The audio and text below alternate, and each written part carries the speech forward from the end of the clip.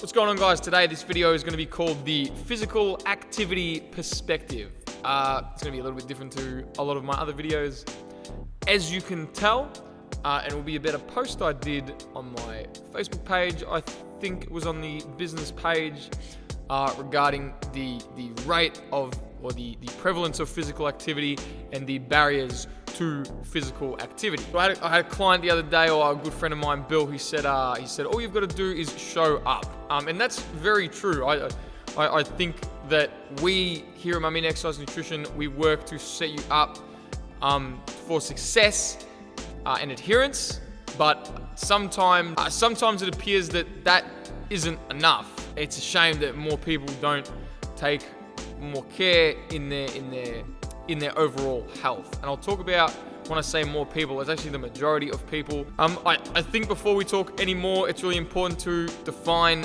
what physical activity and exercise actually are. So according to the World Health Organization, physical activity is basically anything that expends energy and promotes contractions of muscles, and exercise, in a general sense, is pretty much physical activity in a more structured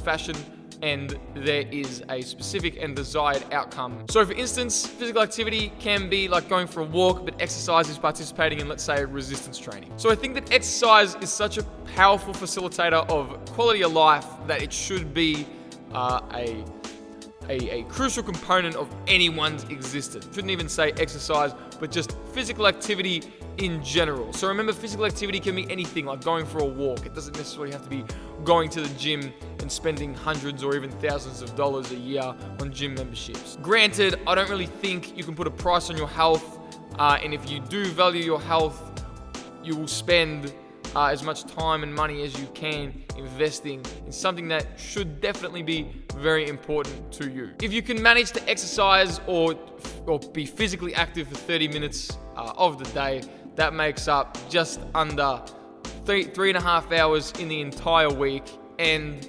only or under 2% of all the hours in the week. Likewise, if you want to invest more time and money into your health, which I do recommend, I certainly don't put a price on my own health or my own education. If you can go to a gym and only train for 3 days a week and pay for a gym membership, this is not a sales thing.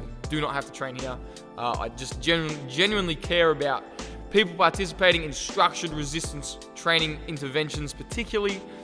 So if you can go to the gym 3 times a week, that's only going to be 3 hours of the week, and even less than 2% of the overall hours within the week. You'll promote superior body composition or bone mineral density and stuff with resistance training, as opposed to simply being physically active 30 minutes of the day, or of a day, for 3.5 hours of the week.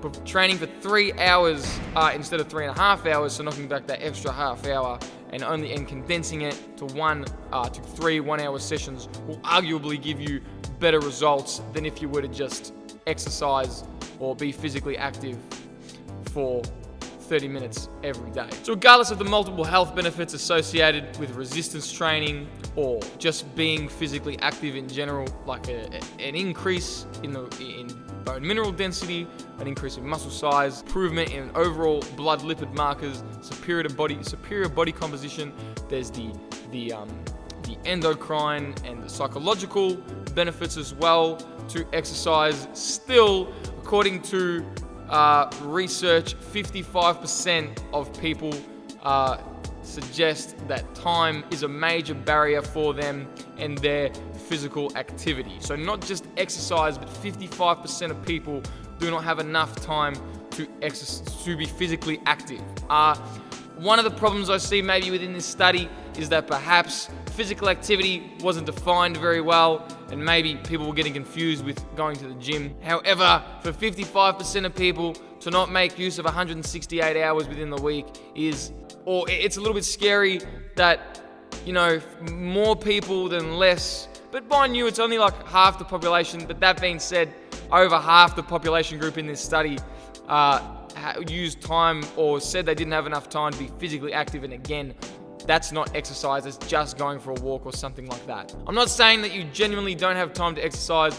What I am saying is that it's very easy to exercise for even 20 minutes of the day you can go for a walk or anything like that in order to get those physical activity hours up. And no, they probably won't promote body composition changes like a structured resistance training program, but it is better than nothing and can potentially improve your mood and markers for health, like your overall blood lipid profile. I think the problem lies within the notion of making time. Instead of making time, I think that more individuals should make exercise a priority instead of simply trying to find the time to exercise. If people do that, they already set themselves up for failure, and they don't really set themselves up for the success that they probably need to. And it doesn't necessarily have to be success in terms of exercise performance or body composition. It can be the success of ticking off, I did 20 hours of exercise, 20 hours, woo! I did 20 minutes of exercise today. I feel very good about myself and accomplished. Hope you guys understand the concepts in this video and you found that video informative. I will speak to you in the next one. TTFN. Ta-ta for now.